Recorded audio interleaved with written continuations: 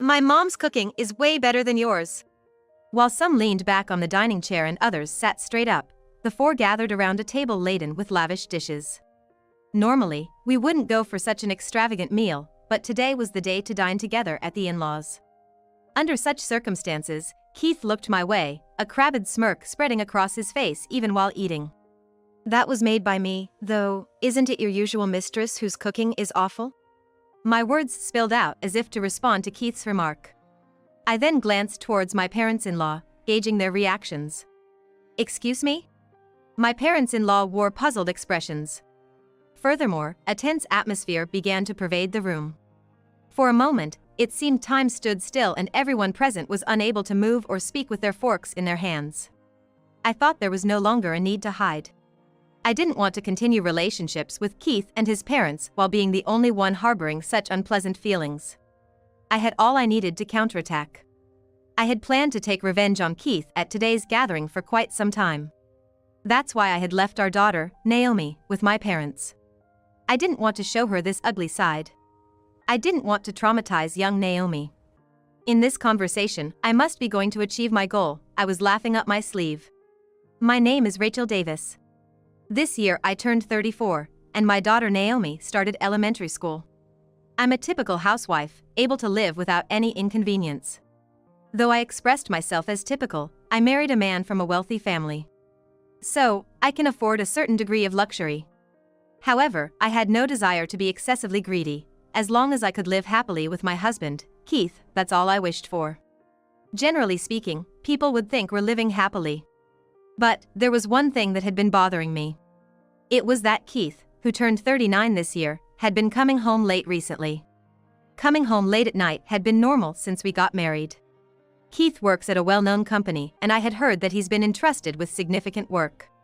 Considering his position, I thought there must be circumstances that didn't allow him to return home early, so I followed Keith's stance, not throwing unnecessary words at him. Moreover, Keith would think about his daughter on his days off and sometimes take the family on trips. Keith had not complained since we got married. Even though he usually accumulates stress from work, he tries so hard. I thought I shouldn't cast unwarranted suspicion like infidelity on someone like him. In an ordinary family, complaints and stress can sometimes lead to arguments between couples. That wasn't the case in our home. Furthermore, Keith didn't have bad habits, such as being mean drunk. He was rather a respectable figure. I sometimes looked at Keith with impressed eyes, thinking that if you were born into a good family, you would have good sense. However, since this year, something seemed off. There were times when he replied nonchalantly even when I brought up topics. Lately, Keith has been looking at his smartphone more and our conversations have been dwindling. But it might have been a work meeting, so I didn't interfere unnecessarily or ask about it. One day's incident.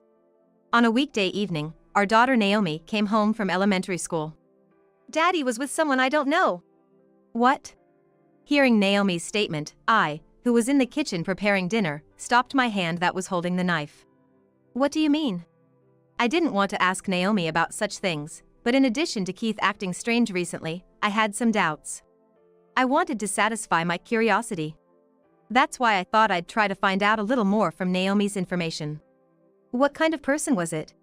A woman I don't know. I see. How old do you think she was? Probably about the same age as you, Mom. I see, okay. With that extent of information, I can't know if Keith is cheating. Keith has a high position, so there were possibilities he was only instructing work to a woman.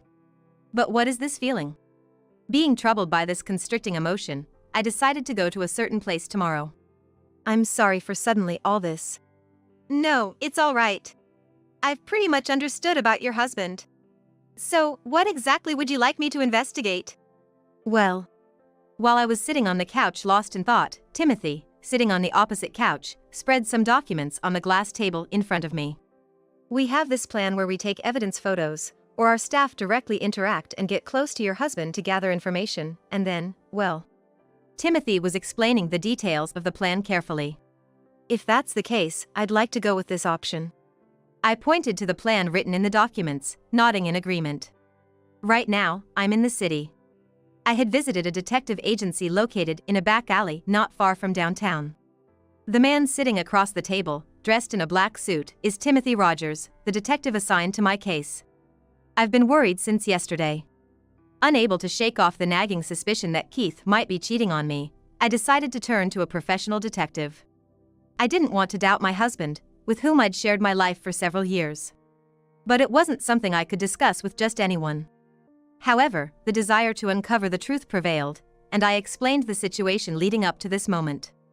So, what kind of job does your husband typically do? He's a managerial position in sales at a major corporation. A manager, like a department head or something? Yes, something like that. But I'd rather not disclose the company's name at the moment, is that okay? It's a well-known corporation, and I didn't want to make a big deal out of it. I didn't want to involve people who had nothing to do with what was happening between Keith and me. I understand. Depending on the situation, we might need it, but as much as possible. Just to confirm, does your husband usually work at the company's main office or a sales branch?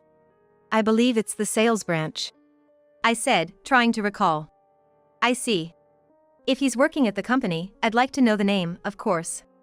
If you promise not to tell anyone, I'll let you know. With a nervous expression, I took a pen and quickly wrote down the name on a notepad that Timothy, in a suit, had placed on the table. This company is pretty big, or should I say well-known, right? Yes, that's why I didn't want to mention it. Could you please not tell anyone else? Understood. We don't want to harm the company in any way. This is strictly a personal matter. Timothy nodded slowly, took a deep breath, and resumed our conversation. 2 weeks have passed since then. I visited the detective agency again and met with Timothy.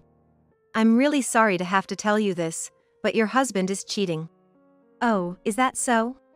My eyes widened in surprise, and at the same time I muttered as if I had given up. To be honest, I was suffering.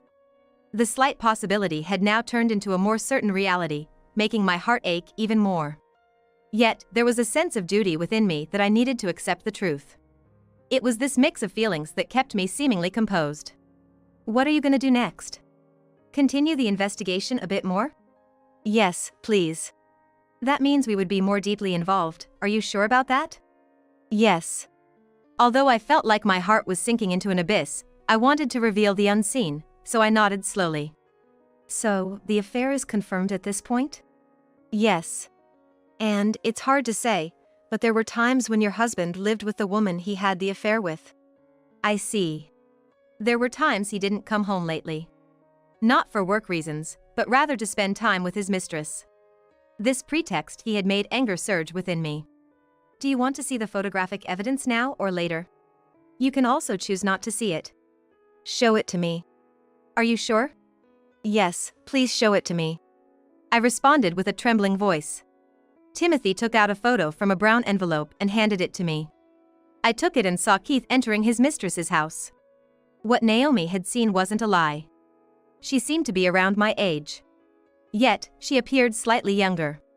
She was an attractive woman, and Keith seemed to smile more with her than with me. Naomi was just in first grade, and I didn't want to divorce, but I also didn't want to be with a cheating husband. If the affair affects Naomi negatively, it would be too late. I looked at the photo again, suppressing my pain, and made up my mind. I need as much information as you can provide. All right, then. We'll proceed with an investigation for about 2 months. Is that okay? Yes. I have enough money, so please, I need you to do this. I looked Timothy in the eyes and spoke. Hey! Don't you go saying things on your own. All you do is lie. No, it's the truth. I am now at Keith's parents' house.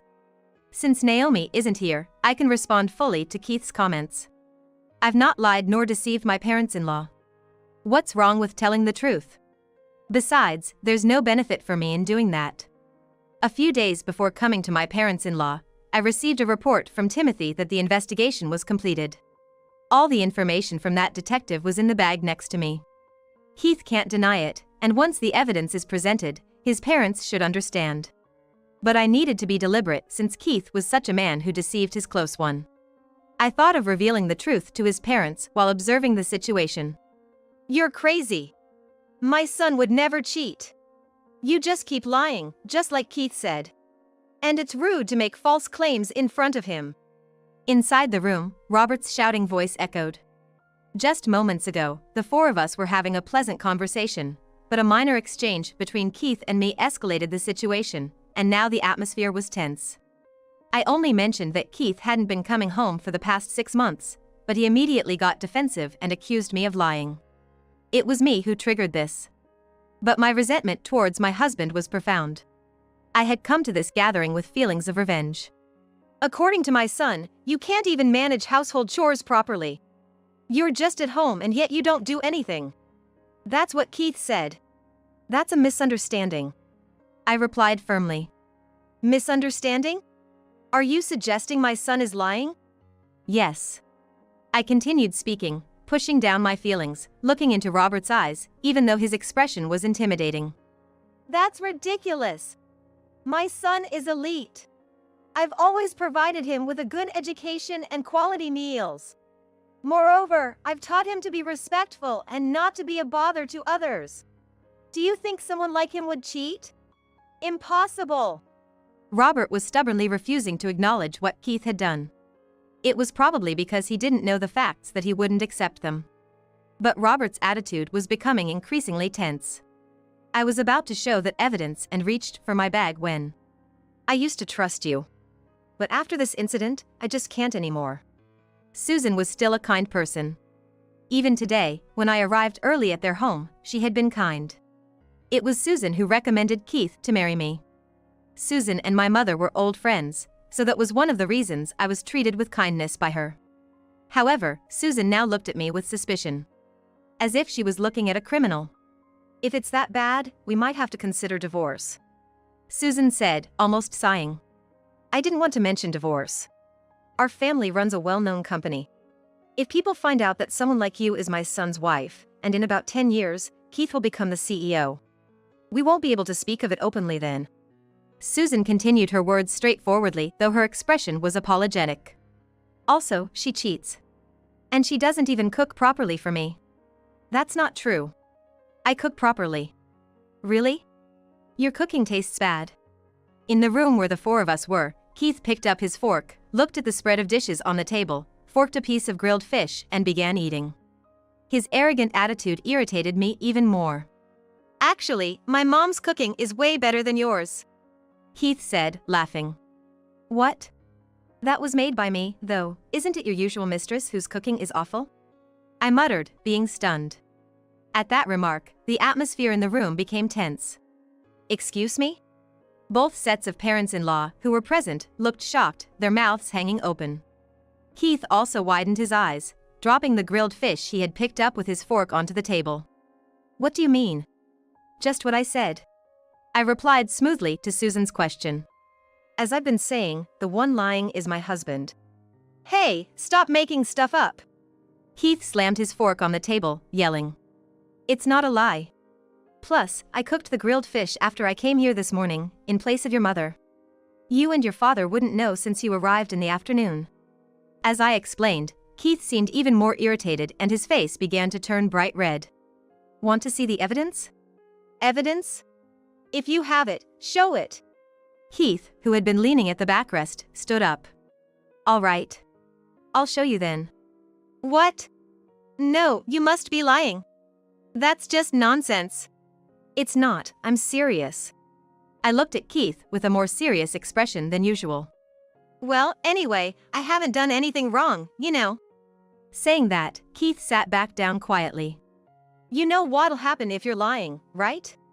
Robert shouted. First off, calm down. Does Rachel really have evidence? Susan tried to calm the furious Robert down. In this setting, Susan was the only one able to think rationally. I took an envelope from my bag next to me and placed photos that serve as evidence along with a letter-sized paper I got from Timothy, the detective, on the table.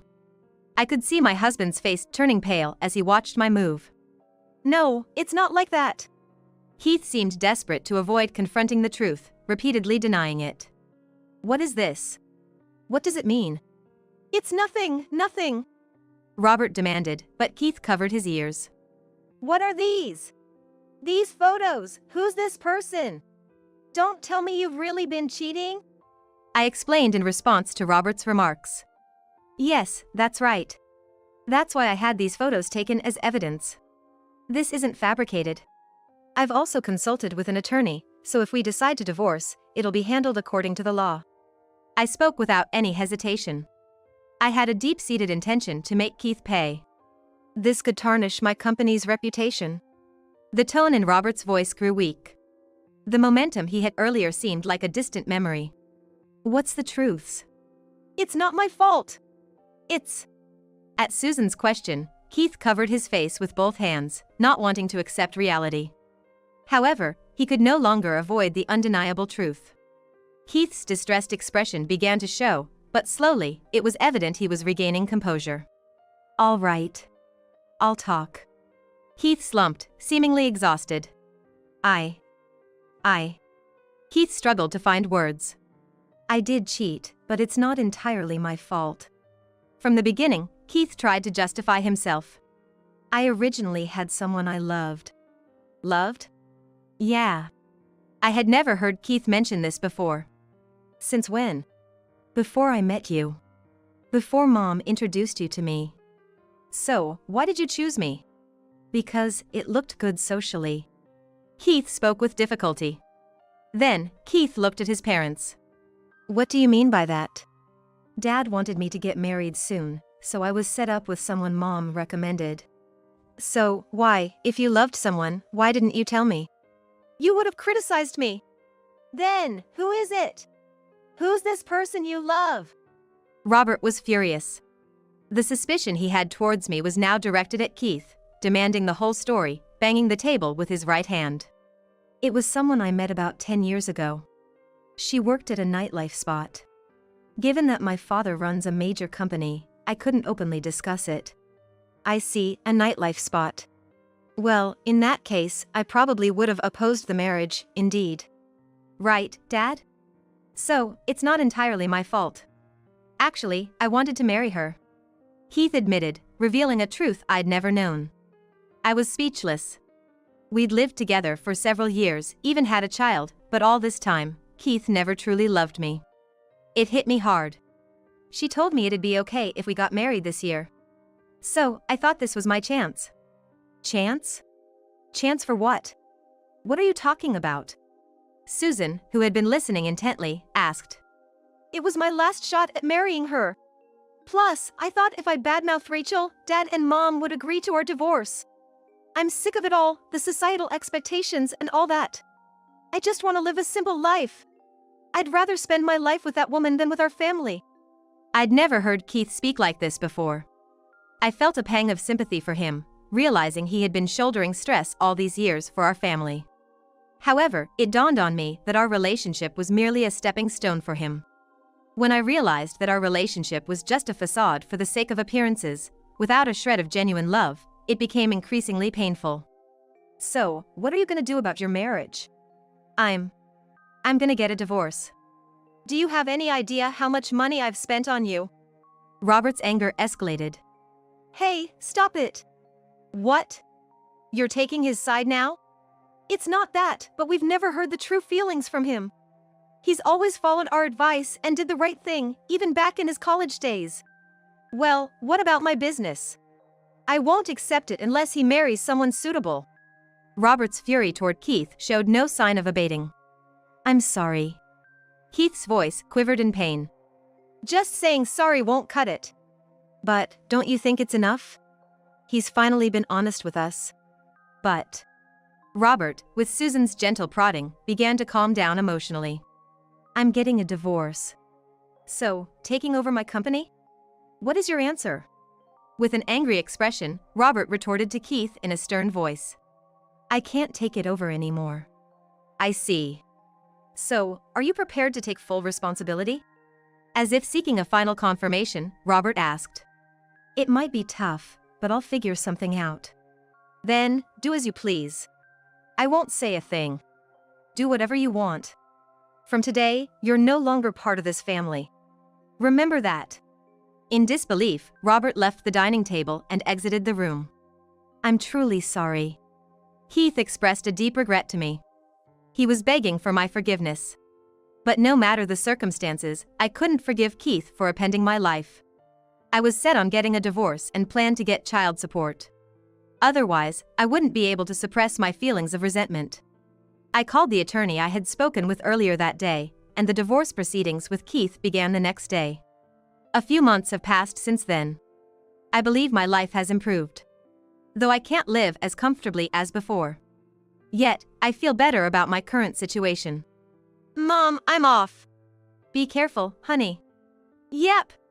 Naomi is now in the 2nd grade of elementary school. I'm living as a single mom.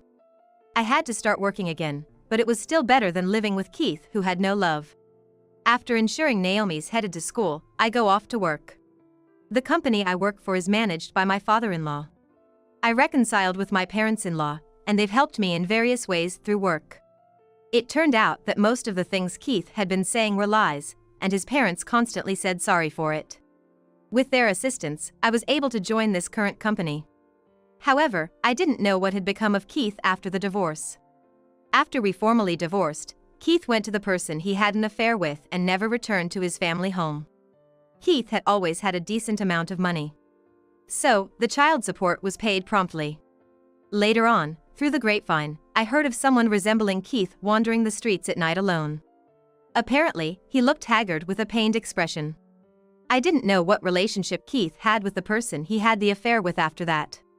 Whatever happened to a man who lost everything, it didn't matter to me now. My duty is to work hard for Naomi. Letting go of the past, I took the first step into a new life.